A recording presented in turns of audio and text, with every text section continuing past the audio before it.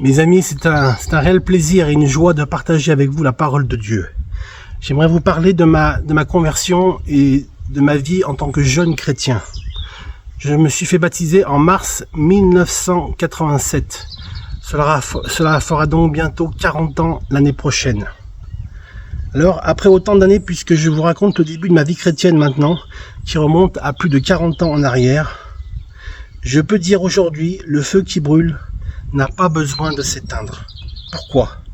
Je rencontre trop de gens qui ont commencé à brûler pour Dieu. Leur cœur était brûlant, était vaillant. Qui ont commencé à s'enflammer pour le Seigneur, mais qui, pour une raison ou pour une autre, pour un événement ou pour un autre, ont perdu pied, ont vécu des hauts et des bas, et qui ont finalement perdu la flamme sacrée, une flamme en moi, qui réchauffe mon cœur, la flamme de l'Esprit Saint. Ont perdu leur motivation profonde, et ce qui faisait le tenant avec Dieu, ce qui faisait la pierre angulaire de leur vie avec le Seigneur.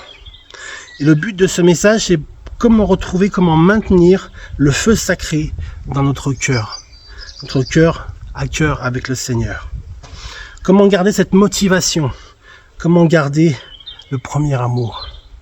Je pense à cette parole de Jésus qui va raconter que la semence, la parole de Dieu, est comme une semence qui est jetée en terre, et certaines semences lèvent très vite, comme un enthousiasme. On est enthousiasmé, on a le feu est en nous, comme un feu étincelant, comme une passion, comme un coup de foudre.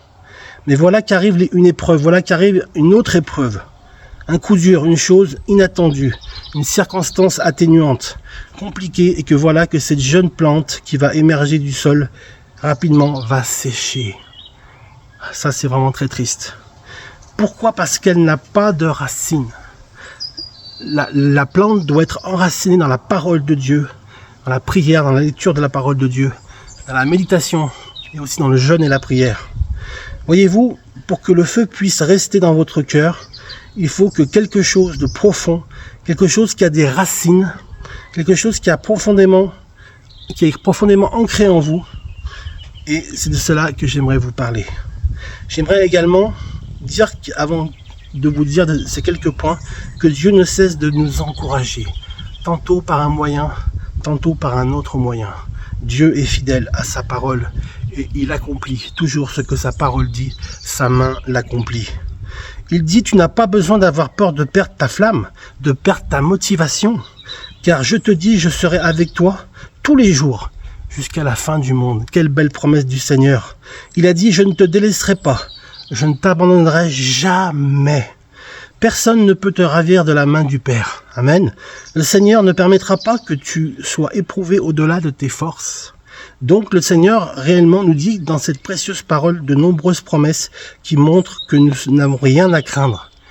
Parce qu'il vit, je n'ai rien à craindre. Mes lendemains sont assurés. Entre ses mains, il tient ma vie. Pour ce temps et l'éternité, je sais qu'il vit. Amen. Nous n'avons pas besoin d'être angoissés, inquiets en disant comment ça va aller demain. Est-ce que je vais encore croire demain ou dans 10 ans ? Qu'est-ce qui va se passer réellement dans ma vie ? Vous avez en Dieu toutes les ressources et toute la puissance nécessaire et plus qu'il n'en faut pour non seulement survivre, tenir le cap, vivre le coup dur, mais en sortir, mais encore pour vivre une vie de victoire, de plus que vainqueur, une vie dans le surnaturel de Dieu, une vie qui vaut la peine d'être vécue, dans laquelle vous allez non seulement émerger, mais aussi briller pour donner vraiment votre témoignage touchant à d'autres personnes, que d'autres personnes soient touchées par votre témoignage. Vous allez pouvoir être un disciple véritable investi de la grâce de Dieu et de la toute-puissance du Saint-Esprit pour faire connaître le message du Seigneur avec ce qu'il vous a donné. Alors, quelques conseils pour garder cette flamme. Vous savez, il ne suffit pas de chanter « Allumer le feu », non. Pour garder la flamme, mais il y a quelques conseils bibliques que je voudrais maintenant vous donner. La première, ne suivez jamais Jésus de loin. Toujours un cœur à cœur. Je pense à Pierre, le disciple, vous savez, le disciple qui avait fait de grandes promesses, de grandes déclarations à Jésus, au Fils de Dieu. Il a dit à Jésus, pour moi, tu es le Fils de Dieu. Seigneur, si tu nous abandonnes, moi, je ne t'abandonnerai jamais. Mais lui, à un moment donné, il a été sous pression. il a été isolé, il a été dans une circonstance atténuante qu'il n'a pas choisie, qui tout à coup émerge lorsque Jésus est arrêté au tribunal de la cour de Caïphe. Eh bien, Pierre suit de loin, nous dit le texte, il suit de loin. Il suit de loin. Et là, il est déstabilisé. Il est rapidement mis à part et il va finalement trahir son Seigneur le Fils de Dieu. Amen. Il va lui dire qu'il ne le connaît pas. Donc, il a chuté parce qu'il suivait de loin. Je pense encore à ces disciples d'Emmaüs dans Luc au chapitre 24, ces disciples qui eux aussi étaient découragés. Ils étaient sur la route qui descendait vers Jéricho. La route du découragement, de la démotivation, cette route qui les a finalement éloignés de la communion des frères et qui finalement, ils voulaient retourner en arrière. Jésus va faire chemin avec eux. Jésus va les rejoindre. Amen. Et la Bible dit quelque chose de magnifique dans le chapitre 24 de l'évangile de Luc. Il va dire, pendant que Jésus s'approche et marche avec eux, leur expliquant les Écritures, eh bien, leur cœur a commencé à brûler. Je prie vraiment que le Seigneur puisse également vous faire brûler votre cœur alors que vous vous approchez de lui avec assurance pour être secouru dans tous vos besoins. Amen. Votre cœur va à nouveau se rallumer et vous allez retrouver du courage comme ces disciples d'Emmaüs qui sont repartis vers Jérusalem alors qu'ils étaient partis dans le sens contraire. Deuxièmement, suivez Jésus de près donc. Deuxièmement, soyez toujours remplis du Saint-Esprit. Très important. Le Seigneur a dit, ne quittez pas Jérusalem, mais soyez revêtus jusqu'à ce que vous soyez revêtus de la puissance du Saint-Esprit, la puissance d'en haut, du Très-Haut. La promesse du Père est pour vous. Soyez remplis du Saint-Esprit. Amen. Ayez soif de cela. Demandez, vous recevrez et persévérez et restez remplis du Saint-Esprit. Jésus a dit, je vous baptiserai du Saint-Esprit et de feu. Amen. Donc il l'a fait. Donc ce feu du cœur nous est transmis par le baptême du Saint-Esprit, par la plénitude et la puissance de l'Esprit Saint. Troisièmement, présentez votre cœur comme une offrande vivante que l'on dépose sur un autel. Vous savez, dans l'Ancien Testament, toujours selon la parole de Dieu, dans Lévitique chapitre 3, livre de la Bible, chapitre 6, verset 6, il est dit que le feu sur l'autel ne devait jamais disparaître. Il ne fallait jamais que le feu s'éteigne. C'est comme Koh-Lanta, vous savez, c'est pareil. Il devait toujours brûler jour et nuit. Notre vie doit être déposée comme une offrande pour Dieu sur l'autel, c'est-à-dire qu'on se donne soi-même au Seigneur Jésus. On se donne à Dieu comme une offrande qui appartient maintenant au Seigneur. Et lorsque l'offrande est sur l'autel, eh bien, le feu peut descendre sur l'offrande. Mais je constate que beaucoup de chrétiens ont bien commencé, ils ont compris cela.